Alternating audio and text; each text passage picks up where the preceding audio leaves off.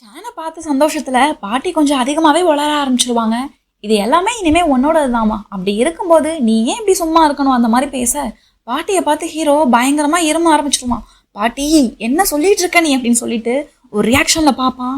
அதெல்லாம் கவனிச்ச பாட்டி, இல்லம்மா நான் என்ன சொல்ல வரேன்னா, என்னோட பேரை சாங் மியாங்மே அப்படியே உன் ஹஸ்பண்ட் மாதிரி தான் இருப்பான். அதனாலதான் இவனையுமே நான் என்னோட சொந்த பேரை மாதிரியே பார்க்க ஆரம்பிச்சிட்டேன். எப்பெல்லாம் என் பேரனுக்கு வந்துட்டு ஒய்ஃப்னு வந்தால் ஒரு பொண்ணு இருக்கணும்னு நினச்சனும் அதே மாதிரியே தான் நீ இருக்க. ஸோ நீ என்னோட டாட்டர் இன்லா தான் அந்த மாதிரி பேசுகிறாங்க. இதெல்லாம் பார்த்த நம்ம சான்மே, என்னடா சொல்கிறீங்க, சாங்மியாங் எங்கே இருக்காரு, நாங்கள் எங்கே இருக்கோம், ஆமாம் இதெல்லாம் நடந்துட்டு இருக்கும்போது அந்த சாங்மியாங் எங்கே இருக்காரு, ஆளையே காணோம் அப்படின்னு சொல்லிட்டு வீட்டுக்குள்ள அப்படியே சுற்றி முற்றி பார்க்குறா. இதெல்லாம் கவனிச்ச நம்ம சாங்மே, இதுக்கு மேலே இங்கே இருந்தோம் நம்ம நினச்சது எல்லாமே தவிடுபடி ஆயிரும், இங்கேருந்து முதல்ல எஸ்கேப் ஆயிரும் அப்படின்னு சொல்லிட்டு, இல்லை மேடம் எங்களுக்கு எந்த ஒரு கிஃப்ட்டும் வேணாம், ஃபர்ஸ்ட் நாங்கள் எங்கள் வீட்டுக்கு கிளம்புறோம் அப்படின்னு சொல்லிட்டு பாட்டி கிட்ட சொல்ல, பாட்டியுமே நில்லுங்க நில்லுங்க போயிடாதீங்க, போகிறதுக்கு முன்னாடி சாப்பிட்டுட்டு மட்டும் போறீங்களா அப்படின்னு சொல்ல, சான் சொல்கிறா, இல்லை இல்லை எங்கள் வீடு வந்துட்டு இங்கேருந்து ரொம்ப தூரம் இருக்குது, ஸோ நாங்கள் சீக்கிரம் போனால் தான் எங்கள் வீட்டுக்கு போக முடியும் அப்படின்னு சொல்லிட்டு இங்கேருந்து தப்பிச்சா போதும் அப்படின்னு சொல்லிட்டு கிளம்பி ஓடுவா. அதெல்லாம் பார்த்த பாட்டி, சான் உனக்கு எப்போ டைம் கிடைச்சாலும் நீ இந்த வீட்டுக்கு வரலாம், இதுக்கப்புறம் நீ யோசிக்கவே வேணாம், இந்த வீடு உன்னோட வீடு மாதிரி தான் சரியா அப்படின்னு சொல்லிட்டு சொல்லி வேற அனுப்புவாங்க. ஓகே மேடம் கண்டிப்பா நான் வரேன் அப்படின்னு சொல்லிட்டு நம்ம சான்மே அப்படியே இங்கேருந்து வெளில போயிடுவாங்க. இங்கேருந்து கிராண்ட்மாவுக்கு இங்கே நடந்ததெல்லாம் கனவா நிஜமானே நம்ப முடியல. நம்ம ஹீரோடைய அம்மாவை பார்த்து கேட்குறாங்க, நிஜமாவே இங்கே நடந்ததெல்லாம் உண்மைதானா, உண்மையிலே என் பேரனுக்கு இவ்வளோ தைரியம் இருக்கா, ஒரு பொண்ணை தேடி கண்டுபிடிச்சி கல்யாணம் வரைக்கும் பண்ணியிருக்கான், என்னால் இதெல்லாம் நம்பவே முடியலை அப்படின்னு சொல்ல, நம்ம ஹீரோடைய அம்மா, நம்பிதாம்மா ஆகணும், என்னாலேயும் நம்ப முடியலை, இங்கே நடக்கிறதெல்லாம் கனவு மாதிரி தான் இருக்குது, ஆனால் ஒரு விஷயம் என்ன அப்படின்னா இது எல்லாமே உண்மைதான், நம்ம இப்போ பார்த்தது எல்லாமே அப்படின்னு சொல்ல, கிராண்ட்மாவுமே ஆமாம் ஆமாம் நீ சொல்கிறது என்னமோ உண்மைதான், சரி ஓகே நான் என் பேத்திக்காக கிஃப்ட் ரெடி பண்ண போகிறேன் அப்படின்னு சொல்லிட்டு இங்கேருந்து கிளம்புறாங்க. நம்ம ஹீரோவுடைய அம்மாவுமே ஆமாம்மா நானும் பண்ணணும் அப்படின்னு சொல்ல, அப்போ வந்து கிராண்ட்மா சொல்கிறாங்க, நான் கிச்சனுக்கு போயிட்டு பேத்திக்காக வந்துட்டு டெய்லி லஞ்ச் எல்லாம் ப்ரிப்பேர் பண்ணி கம்பெனிக்கு நானே எடுத்துகிட்டு போகிறேன் அப்படின்னு சொல்ல, சரி ஓகேன்னு சொல்லிட்டு 2 பேரும் வந்துட்டு சமைக்க போயிடுறாங்க. அங்கிருந்து சீனை கட் பண்ணி நம்ம ஹீரோ அண்ட் ஹீரோயின் 2 பேரை தான் காமிப்பாங்க. சான் வெளியே வந்துட்டு இந்த வீடு பாரு எவ்வளோ பெருசா இருக்குல்ல அப்படின்னு சொல்லிட்டு ரொம்ப ஆசையா சொல்லுவா. அதை பார்த்து சாங்மே, உனக்கு இந்த வீடு பிடிச்சிருக்கா அப்படின்னு சொல்லி கேட்க, சான் சொல்றா, இல்ல இல்ல என்னோட தகுதிக்கு இந்த வீடெல்லாம் ரொம்ப தூரம் அப்படின்னு சொல்லிட்டு அப்படி சோகமா சொல்ல, நம்ம சாங் சொல்றான், கண்டிப்பா பாரு ஒரு நாள் நான் உன்னை இந்த வீட்டுல வாழ வைப்பேன் அப்படின்னு சொல்ல, சான் அப்படியே விசித்திரமா பாப்பா, என்னடா சொல்ற நீ அப்படின்னு சொல்லிட்டு.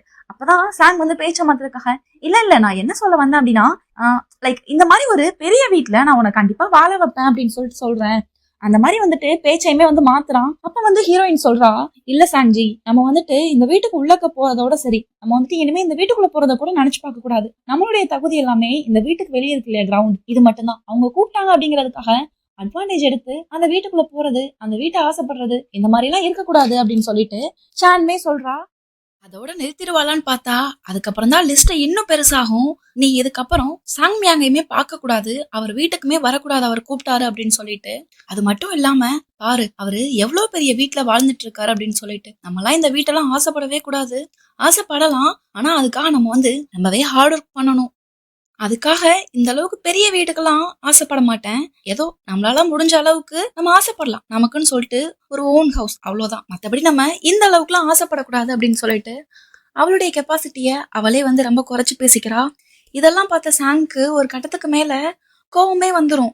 அவன் கேட்பான், சான் என்னை பத்தி நீ என்ன நினைச்சிட்டு இருக்க, எனக்கு இந்த அளவுக்கு கெப்பாசிட்டி எல்லாம் இல்ல அப்படின்னு சொல்லி நீ நினைக்கிறியா, நான் வந்து ரொம்ப இன்கம்ப்ளீட்டா இருக்கேன்னு நினைக்கிறியா என்ன அப்படின்னு சொல்லிட்டு சாங்மே வந்துட்டு சான் கிட்ட கேக்குறான். அப்ப சான் சொல்றா, ஐயோ நான் ஏன் ஒன்னு அப்படி நினைக்க போறேன், எனக்கே கெப்பாசிட்டி இல்ல இதுக்கெல்லாம் ஆசைப்படுறதுக்குன்னு சொல்லிட்டு நான் என்ன ஃபர்ஸ்ட் சொல்றேன், எனக்கே கெப்பாசிட்டி இல்லாதப்ப நான் எதுக்கும் உன்னை பத்தி அப்படிலாம் பேச போறேன், நீ அப்படிலாம் எதுவும் தப்பா நினைக்காத அப்படின்னு சொல்லிட்டு சான்மே அப்படியே அங்கிருந்து கிளம்புவா. கிளம்புன நேரம் பார்த்து ரோட்ல கரெக்டா ஒரு கார் வந்துரும், அவளை காப்பாத்துறேன்னு சொல்லிட்டு நம்ம சாங்மே பிடிச்சி இழுக்க, அப்படியே மறுபடியும் இவங்களுக்குள்ள அப்படியே ரொமான்டிக் மூட் ஸ்டார்ட் ஆயிரும். அப்படியே அந்த ரொமான்டிக் மூடோட அப்படியே சாங்கும் சான் அப்படியே கிஸ் பண்ண ஸ்டார்ட் பண்ணிடுவாங்க. அப்பெல்லாம் வந்துட்டு ஹரிபரியா தட்டி விட்டுருக்க மாட்டா, ஆல்மோஸ்ட் வந்து 2 பேரும் கிஸ் பண்ணி முடிச்சிருவாங்க. அப்பெல்லாம் அவ வந்து எந்த ஹரிபரியும் வந்து ரியாக்ட் பண்ணிருக்க மாட்டா. அவன் கிஸ் பண்ணி முடிச்சதுக்கு அப்புறம் தான் நம்ம சான் வந்துட்டு, சச்சோ நம்ம கிஸ் பண்ணிட்டோமே அப்படின்னு நினைச்சிட்டு, சி நீ ரொம்ப மோசம் தள்ளி போ அப்படின்னு சொல்லிட்டு நம்ம சாங் வந்து தள்ளி விட்டு போவா. அதை பார்த்தா சாங் வந்துட்டு, நான் தான் இவ்வளவுதான் முத்தம் கொடுத்தே முடிச்சிட்டனே, அப்புறம் எதுக்கு இவ வந்து இப்ப வந்து ஹரிபரியா தள்ளி விடுறா, கிஸ் பண்ணும்போது முடிஞ்சிருந்தா இவ தள்ளி விட்டுருக்கலாம், ஆனா அப்பெல்லாம் பண்ணல, நெக்ஸ்ட் ஸ்டெப்க்கு போயிடும்னு பயந்துட்டு தான் நீ தள்ளி விட்ட. அப்படியே இங்க இருந்து சீன் கட் ஆகுது. சீன் கட் ஆகி ஃபேக்டரி தான் காமிப்பாங்க. நம்ம சான்மே ஃபேக்டரிக்கு போயிருவா. அங்க போன உடனே ஒரு எம்ப்ளாயி வந்து நம்ம சான் கிட்ட சொல்லுவாங்க, நல்ல வேளை நீங்க வந்துட்டீங்களா, இங்க இருக்க ஒரு எம்ப்ளாயி வந்துட்டு சடனா மயங்க விழுந்துட்டாரு, ஹாஸ்பிட்டல் கூட்டிட்டு போலான்னு பார்த்தா ஆம்புலன்ஸ்மே வரல, நீங்க வந்து அவரை கொஞ்சம் பாக்குறீங்களா அப்படின்னு சொல்லிட்டு அந்த எம்ப்ளாயி கொஞ்சம் அப்படியே அறக்க பறக்க வந்து கூப்பிடுவாங்க. அப்படியே அது பக்கத்துல வந்துட்டு ஒரு கண்ணு தெரியாத செக்யூரிட்டி வந்து உட்கார்ந்துருப்பாரு.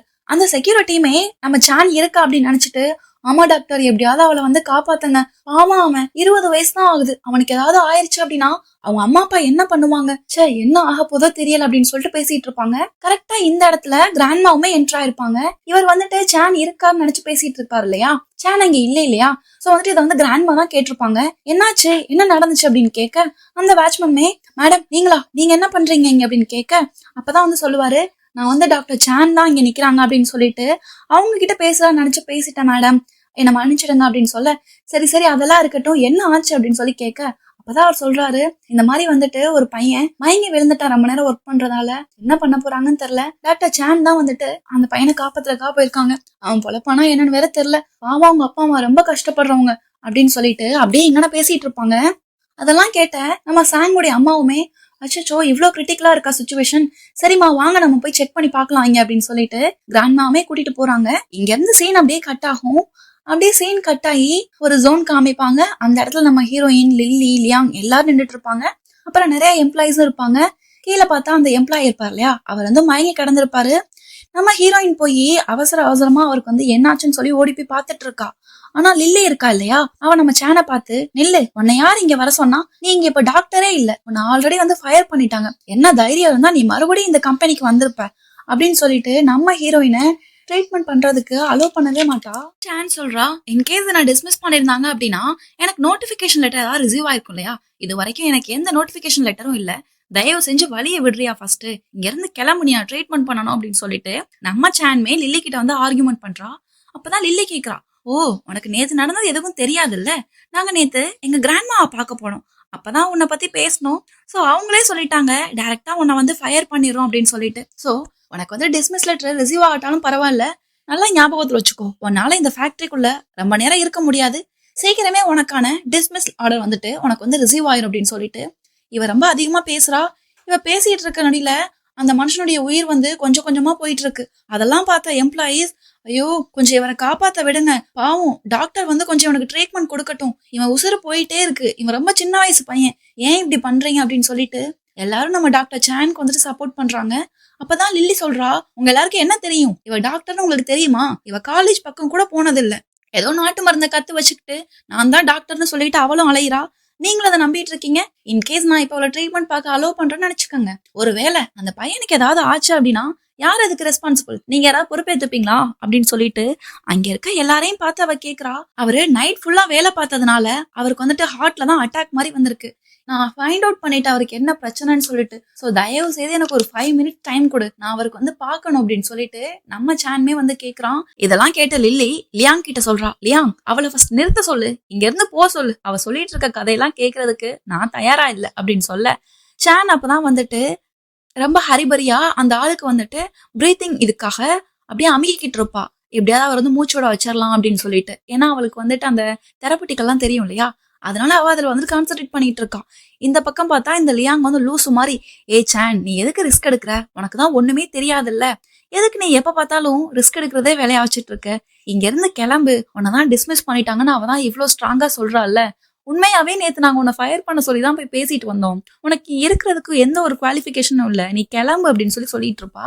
அப்பதான் சான் வந்து ட்ரீட்மெண்ட் கொடுத்துட்டே இவங்கிட்ட பேசுவான், ஏன் உனக்கு தெரியாதா எனக்கு குவாலிஃபிகேஷன் ரியலாவே இருக்கா இல்லையான்னு உனக்கு தெரியாதா, நான் எத்தனை பேரை வில்லேஜ்ல வந்து காப்பாத்திருக்கேன் உனக்கு தெரியுமா தெரியாதா அப்படின்னு சொல்லிட்டு இந்த லியாங் கிட்ட கேட்பான். அப்ப அந்த லியாங் சொல்லுவான், அது ஏதோ அதிர்ஷ்டவசமா நீ வந்து தப்பிச்சுட்ட, நீ என்னமோ பண்ண போய் அங்க என்னமோ அவங்க சேவ் ஆயிட்டாங்க, அதுக்காக அது எல்லா இடத்துலயும் ஒர்க் அவுட் ஆகும்னு சொல்ல முடியாது இல்லையா அப்படின்னு சொல்லிட்டு இவன் ஒரு பக்கம் இவரை டிஸ்டர்ப் பண்ணிட்டு இருப்பான். கரெக்டா அந்த டைம் கிராண்ட்மாவும் சாங்குடைய மாமும் வந்துட்டு அந்த இடத்துல என்டர் ஆயிருவாங்க. அதை பார்த்த லில்லி, கிராண்ட்மா நீங்க வந்துட்டீங்களா, பாருங்க இவளை நேத்து நீங்க ஃபயர் பண்ணீங்க தானே, பார்த்தா இவ வந்து திருப்பியும் வந்து இங்க நிக்கிறா, கேளுங்க கிராண்ட்மா அப்படின்னு சொல்ல, அப்பதான் அந்த கிராண்ட்மா கேட்பாங்க, நான் எப்ப ஃபயர் பண்ணேன் அப்படின்னு சொல்லிட்டு. அதை கேட்ட லில்லிக்கு அப்படியே பயங்கர ஷாக்கிங்கா இருக்கும், என்ன கிராண்ட்மா மறந்துட்டீங்களா, அவ நம்ம ஃபேக்டரியுடைய ரூல்ஸ் எல்லாத்தையுமே மீறி இருக்கா கிராண்ட்மா, இன்னைக்கு கூட பேக் டோர் வழியா தான் வந்திருக்கா, நம்ம ஃபேக்டரியோட ரூல் என்ன, பேக் டோர் வெளியே யாரும் வரக்கூடாது தானே, அவ பேக் டோர் வெளியே வந்திருக்கா. அது மட்டும் இல்லாம ரொம்ப பெரிய ஒரு உண்மையை வேற மறைச்சு இங்க வேற ஜாயின் பண்ணிருக்கா. அவ காலேஜே போகல, ப்ராப்பரா ட்ரீட்மெண்ட் கொடுக்கறது கூட அவளுக்கு தெரியாது. இன்கேஸ் அவ வந்து ட்ரீட்மெண்ட் கொடுத்து இங்க இருக்கவருக்கு ஏதாவது ஆச்சு அப்படின்னா, ஒருவேளை செத்து கூட போயிட்டாரு அப்படின்னா என்ன ஆகும் இந்த கம்பெனியுடைய ரெப்புடேஷன் அப்படின்னு சொல்லிட்டு ஏதோ கம்பெனி மேல அக்கறை இருக்க மாதிரி ரொம்ப அதிகமா பேசுவா. அதை கேட்டு சாங்கோட அம்மாவுக்கு ஒரு கட்டத்துக்கு மேல பயங்கர கோவம் வந்துடும். போதும் நிறுத்து, அவளை பத்தி நீ சொன்னது எல்லாம் போதும், வாயை மூடு கொஞ்சம் அப்படின்னு சொல்ல லில்லிக்கு அப்படியே ரொம்ப ஷாக்கிங் ஆயிரும். என்ன நடக்குது இங்க? சாங்கோட கிராண்ட்மா எதுக்கு சேனை வந்து ஃபயர் பண்ணாம இருக்காங்க? மிஸ்டர் சாங்க்கு வந்துட்டு இவ பண்றதெல்லாம் ரொம்ப பெரிய விஷயமா தெரியலையா? என்னதான் நடக்குதுங்க அப்படின்னு சொல்லிட்டு அப்படியே பிளைண்டா அப்படியே யோசிச்சுட்டு இருக்கா. கரெக்டா நம்ம சாங்குமே அங்க வந்து என்டர் ஆயிருவான் இல்லையா. ஷான் வந்துட்டு பயங்கரமா இவனுக்கு வந்துட்டு ப்ரெஷர் கொடுத்து இன்ஹேல் பண்ண ட்ரை பண்ண வச்சுட்டு இருக்கனால இவளுக்கு ரொம்ப ஸ்வெட் ஆகும். ஐயோ சாங் வந்துட்டியா, எனக்கு ரொம்ப ஸ்வெட் ஆகுது, எனக்கு கொஞ்சம் ஹெல்ப் பண்ணு அப்படின்னு சொல்ல இவனுமே வந்துட்டு நம்ம சாங்க்கு வந்துட்டு அந்த இடத்துல வந்துட்டு நல்லா ஹெல்ப் பண்ணிட்டு இருப்பான். அதெல்லாம் பார்த்துட்டு இருக்க லியாங்க்கு வந்துட்டு ரொம்ப கோவம் வரும். ச்சே, இதெல்லாம் பார்க்க வேண்டியது நமக்கு தலையெழுத்து அப்படின்னு சொல்லிட்டு இந்த சான் உண்மையாவே டாக்டர் இல்ல, இவ ஏதாவது பண்ண போறா, அதான் இங்க நடக்க போகுது அப்படின்னு சொல்லிட்டு இவன் பேசிட்டு இருக்க கரெக்டா இவனுக்கு நோஸ் கட் கொடுக்குற மாதிரி மயங்கி விழுந்தாரு இல்லையா. அவர் வந்து எந்திரிச்சிருவாரு. நான் எழுந்துட்டேன், எனக்கு ஒண்ணு இல்ல, நான் நார்மலா இருக்கேன் அப்படின்னு சொல்லிட்டு அவர் பேச அப்படியே இங்க இருக்க எல்லாருக்கும் ரொம்ப ஷாக்கிங் ஆயிரும். அங்க இருந்து வந்த ஒரு எம்ப்ளாயுமே ஓடி வருவாங்க. ஆம்புலன்ஸ் வந்துருச்சு, சீக்கிரம் அவர் வந்து ஹாஸ்பிட்டல் கூட்டிட்டு போகணும், அவர் தூக்குங்க அப்படின்னு சொல்ல கரெக்டா அங்க இருந்து சான்மே வந்துட்டு அவரையுமே அங்க இருந்து அனுப்பி வச்சிருவாங்க. அங்க இருக்க எல்லாரும் டாக்டர் சானுக்கு வந்துட்டு ரொம்பவே நன்றி சொல்லுவாங்க. ஏன்னா அந்த கூட்டிட்டு வந்திருப்பாங்க இல்லையா எம்ப்ளாயி நம்ம சானை, அவங்க சொல்லுவாங்க அவர் மயங்க விழுந்தப்ப அவருக்கு வந்துட்டு என்னால அவருடைய இன்ஹேல் பண்றத கூட என்னால உணர முடியல, அவர் வந்துட்டு இறந்து போயிட்டாரோன்னு நான் ஒரு செகண்ட் ஷாக் ஆயிட்டேன். ஆனா நீங்க யாராலே பண்ண முடியாத ஒரு விஷயத்த பண்ணிட்டீங்க, அவரை காப்பாத்திட்டீங்க அப்படின்னு சொல்ல இதெல்லாம் கேட்ட நம்ம சானுக்கு ரொம்பவே ஹாப்பியா இருக்கும். இதெல்லாம் பார்த்துட்டு கிராண்ட்மா சைலண்டா இருக்கதை பார்த்த லில்லி, ஐயோ கிராண்ட்மாவும் இவளுக்கு சப்போர்ட் பண்ண ஸ்டார்ட் பண்ணிடுவாங்களோ, ஏற்கனவே சப்போர்ட் பண்றாங்க, இப்ப காப்பாத்த வேற செஞ்சுட்டாளே அப்படின்னு நினைச்சிட்டு, கிராண்ட்மா நேத்து நீங்க என்ன சொன்னீங்க மறந்துட்டீங்களா, அப்பாவுக்கு ப்ராமிஸ் பண்ணீங்க தானே இந்த சானையும் அவன் ஹஸ்பண்டையும் வந்துட்டு கம்பெனில இருந்து ஃபயர் பண்றேன் அப்படின்னு சொல்லிட்டு, அப்ப ஏன் நீங்க இன்னும் ஃபயர் பண்ணல, எதுக்காக வந்துட்டு பண்ணலைங்கிற மாதிரி பேசுறீங்க அப்படின்னு சொல்லிட்டு இந்த லில்லி கேக்குறா. கரெக்டா அந்த இடத்துல சாங்குமே என்டர் ஆகி போயிட்டு கிராண்ட்மா கிட்ட வந்து பேசுறான். இந்த மாதிரி நீங்க மட்டும் கரெக்டான டைம்ல வரல அப்படின்னா இந்த லில்லி இருக்காங்க இல்லையா, இவங்க வந்துட்டு சான் டாக்டரை வந்துட்டு ட்ரீட்மெண்ட் பண்ணவே விட்டுருக்க மாட்டாங்க. இன்கேஸ் இவர் வந்து இறந்து போறது கூட சான்ஸ் ஆயிருந்திருக்கும். நல்ல வேளை நீங்க கரெக்டான டைமுக்கு வந்துட்டீங்க. இதுக்கெல்லாம் காரணம் ஸ்ட்ரகிள் கொடுத்தது வந்துட்டு இந்த லில்லியும் அவங்க ஹஸ்பண்ட் தான். முடிஞ்சா நீங்க இவங்க 2 பேரையும் ஃபயர் பண்ணிருங்க அப்படின்னு சொல்ல இதெல்லாம் பார்த்த சான் வந்துட்டு சாங்க புடிச்சு இழுக்கிறான். ஏய் நீ என்ன பேசுற, இந்த லில்லி யார் தெரியுமா, அந்த மேடமோட ரிலேட்டிவ், நீ பாட்டுக்கு இப்படி பேசுற, வாய் மூடு, கொஞ்ச நேரம் சைலண்டா இரு அப்படின்னு சொல்லி பேசிட்டு இருக்க போய் லில்லி வேகமா போய் கிராண்ட்மா கிட்ட பேசுறான். கிராண்ட்மா இங்க பாருங்க கிராண்ட்மா, இப்ப கூட இவன் எப்படி ட்ரீட் பண்றான் அப்படின்னு சொல்லிட்டு ஏதோ இந்த ஃபேக்டரியே அவனோட ஓன் ஃபேக்டரி மாதிரி பேசிட்டு இருக்கான் பாருங்க, விட்டா உங்களே டாமினேட் பண்ணி கூட பேசுவான், இவன் அந்த அளவுக்கு பெரிய இதா இருக்கான் அப்படின்னு சொல்லிட்டு போய் சாங் யாருன்னு தெரியாம சாங்கோட கிராண்ட்மா கிட்டே போயிட்டு இந்த லில்லி போய் மறுபடியும் கம்ப்ளைண்ட் பண்றா. இதெல்லாம் பார்த்த கிராண்ட்மா இதை விட்டா ரொம்ப ஓவரா போய்கிட்டு இருக்கும் அப்படின்னு சொல்லிட்டு வாயை மூடு, நான் உன்னையும் உன் ஹஸ்பண்டையும் ஃபயர் பண்றேன் அப்படின்னு சொல்லிட்டு லில்லிய பார்த்து சொல்லிருவாங்க. அப்பதான் லில்லி கேக்குறா, என்ன கிராண்ட்மா பின்வாசல் வழியா வந்தவங்களுக்கு எல்லாம் நீங்க வந்து சப்போர்ட் பண்றீங்க, நீங்க பார்க்க போனா அவங்கள டிஸ்மிஸ் தானே பண்ணிருக்கணும், என்ன நீங்க எங்களை டிஸ்மிஸ் பண்றீங்க, அவங்களுக்கு சப்போர்ட் பண்றீங்க, என்ன நடக்குது எங்க அப்படின்னு சொல்லிட்டு ஒண்ணுமே புரியாத மாதிரி கேட்பா. ஏன்னா அன்னைக்கு வீட்டுல நடந்தது என்னன்னு இவளுக்கு தெரிஞ்சிருக்காது இல்லையா. அங்க என்னமோ நடந்திருக்கும்னு நினைச்சிட்டு அவ இஷ்டத்துக்கு பேசுவா. இதெல்லாம் பார்த்துட்டு இருந்த சாங்கோட மாவுமே நம்ம லில்லிய பார்த்து வாய மூடு, எனக்கு என்னமோ இங்க நடக்கிற எல்லாத்தையும் பார்க்கும்போது ஏதோ நீ தான் இது உன்னோட ஃபேக்டரி மாதிரி இங்க இருக்க எல்லாரையும் கண்ட்ரோல் பண்ணிட்டு இருக்க மாதிரியும் எனக்கு பார்க்க தெரியுது, இங்க நடக்கிற எல்லாத்தையும் எங்களால கண்டுபிடிக்க முடியாதுன்னு நினைச்சிட்டு தான் நீ இந்த மாதிரி பண்ணிட்டு இருக்கன்னு நினைக்கிறேன், உனக்கும் சானுக்கும் நடுவுல என்ன ப்ராப்ளம் நடந்துட்டு இருக்கு அத முதல்ல சொல்லு அப்படின்னு சொல்லிட்டு சாங்கோட மாமே லில்லிய பார்த்து கேக்குறாங்க. இதெல்லாம் கேட்ட லில்லி, ஐயோ என்னதான் நடக்குது, எனக்கு என்னனாலும் சப்போர்ட் பண்ணிட்டு இருந்தவங்க, நான் என்ன சொன்னாலும் காது கொடுத்து கேட்டுட்டு இருந்தவங்க, இப்ப வந்துட்டு இந்த சானை போய் ப்ரொடெக்ட் பண்றாங்க, இந்த சானுக்காக எனக்கு அகைன்ஸ்டா பேசுறாங்க அப்படின்னு சொல்லிட்டு அப்படியே யோசிச்சுட்டு இருக்கா. அப்புறம் திருப்பியுமே சாங்கோட மாம் கேக்குறாங்க, இனிமே நீ இந்த ஃபேக்டரியோட பக்கமே வரக்கூடாது, உன்னதான் டிஸ்மிஸ் பண்ணிட்டாங்கல்ல லியோ, இவங்க 2 பேரும் இங்க இருந்து முதல்ல வெளியே அனுப்பு அப்படின்னு சொல்லிட்டு சாங்கோட மாம் வந்துட்டு லியோவுக்கு வந்துட்டுமே ஆர்டர் கொடுத்துருவாங்க. லியோவுமே வந்துட்டு பக்கத்துல இருக்க கேங்ஸ்டர்ஸ் எல்லாம் கூப்பிட்டு இவங்க முதல்ல வெளியே அனுப்புங்க அப்படின்னு சொல்லிட்டு சொல்ல அப்பதான் இந்த லில்லி சொல்றா, தேவையில்லை, எங்களுக்கே இங்க இருந்து வெளியே போக தெரியும், நாங்க இங்க இருந்து போறோம் அப்படின்னு சொல்லிட்டு லில்லியுமே வந்து இங்க இருந்து அப்படியே வெளியே கிளம்பிடுவா. அப்படியே இங்க இருந்து சீன் கட் ஆகுது. லில்லியையும் லியாங்கையும் தான் காமிக்கிறாங்க. வெளியே போன லியாங் லில்லிய பார்த்து கேக்குறா, நெல்லு நெல்லி, உனக்கு புரியுதா? இந்த கம்பெனில இருந்து நம்மள ஃபயர் பண்ணிட்டாங்க. உனக்கு எல்லாமே அவங்க சப்போர்ட் பண்ணிட்டு தானே இருந்தாங்க. ஒருவேளை எனக்கு தெரியாம நீ உங்களுக்கு அகைன்ஸ்டா எதுவும் பண்ணிட்டியா என்ன அப்படின்னு சொல்லிட்டு லில்லிய பார்த்து லியாங் கேக்குறான். அப்பதான் லில்லி சொல்றா, எனக்கே ஒன்னும் புரியல, எதுக்காக இவங்க வந்துட்டு இந்த அளவுக்கு இந்த சான்க்கு ஹெல்ப் பண்றாங்க அப்படின்னு சொல்லி இவளுமே புலம்பிட்டு இருக்கா. அப்பதான் லியாங் சொல்றான், எனக்கு என்னமோ இது எல்லாத்துக்கும் காரணம் அந்த பங்க் தான் தோணுது. ஒருவேளை அவனுடைய பேக்ரவுண்ட் எதுவும் பெருசா இருக்குமோ. அவனுக்கு பேக்ரவுண்ட் இல்லாம இவங்க எதுக்கு எல்லாரும் ஹெல்ப் பண்ணணும் அப்படின்னு சொல்லி கேட்க லில்லி கேக்குறா, இதுக்கெல்லாம் பாசிபிளே இல்ல.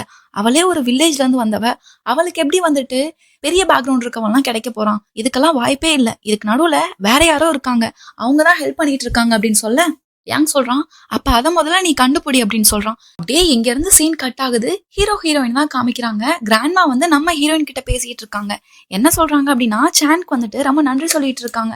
ஏன்னா சான் வந்துட்டு அந்த யங்ஸ்டருடைய உயிரை வந்து காப்பாத்திருப்பாரு இல்லையா, அதுக்குதான் வந்து நன்றி சொல்றாங்க.